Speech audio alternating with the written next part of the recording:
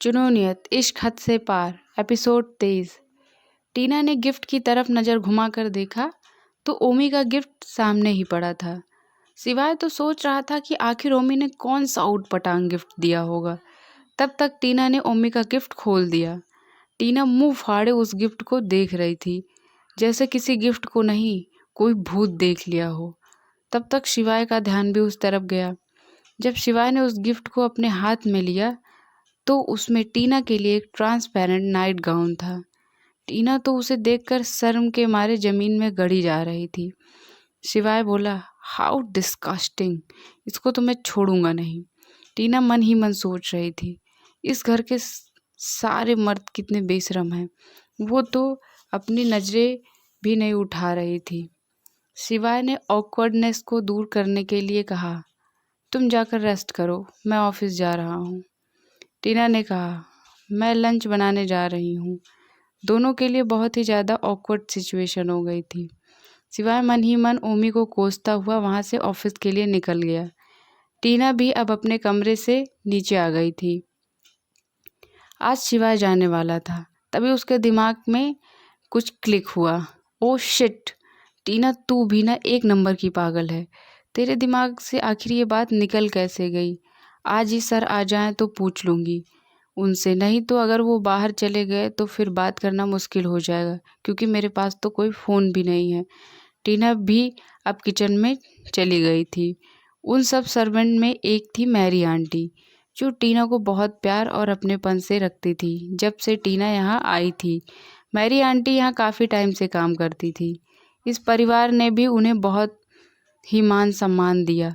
यहाँ के सब लोग सर्वेंट से बहुत ही ज़्यादा पोलाइटली पेश आते थे, इसीलिए यहाँ के सर्वेंट यहाँ के सर लोगों की दिल से इज्जत करते थे। मैरी आंटी टीना को बहुत ही पसंद करती थी और टीना भी मैरी आंटी की खूब जमती थी। दोनों ने बात करते करते लंच बनाकर रेडी कर दिया। लंच बनाते बनाते मैरी आंटी टीना को शिवाय, ओमी और सब अथर्व, ओरियन, ओरमन सब के बारे में थोड़ी थोड़ी बातें बताती जा रही थी। किसको क्या पसंद है, किसको क्या नहीं पसंद है, और टीना बहुत ही चाव से मैरी आंटी की बातें सुन रही थी। इधर टीना के कॉलेज में रणंजय सिंह राणा टीना के इतने दिन कॉलेज ना आने से बहुत ही ज़्यादा परेशान था। जब उसने टीना के घर पे पता करवाया तो उसे पता चला कि टीना लगभग हफ्ते भर से गायब है। तो उसने पूरे बंगलुरु शहर में अपने आदमी लगा रखे थे कि टीना उसकी जान कहाँ चली गई। रणंजय दूसरों के लिए कैसा भी हो, लेकिन वो टीना को बहुत पसंद करता था।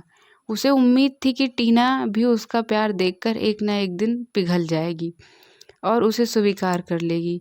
लेकिन यहाँ तो टीना का कुछ पता ही नहीं चल रहा था। वो यही सोच रहा था, सोच कर घबराए जा रहा था। टीना को जिसने भी किडनैप किया होगा, वो अगर उसके सामने आ गया तो वो उसे जिंदा नहीं छोड़ेगा। कुछ ऐसा ही हाल निर्मोही का भी था। वो भी अपनी सोना के लिए बहुत ही ज़्यादा परेशान था। महादेव के मंदिर जाकर हाथ जोड़कर बैठकर बस महादेव से बोले जा रहा था, हमरी सोना जहाँ भी हो सुरक्षित हो। हम तो ओकरा से बहुत प्यार करीला, लेकिन ऊ हमका आँख उठा कर न देखल। हे महादेव, ऊ जहाँ भी हो बस खुश रहे, हम तो बस यही चाहते हैं। शाम हो चुकी थी, सिवाय के ऑफिस से आने का टाइम हो रहा था। आज शिवाय को मकाऊ के लिए निकलना था, इसीलिए वो भी आज ऑफिस से जल्दी आ गया था। रूम में पैकिंग करने में बिजी था।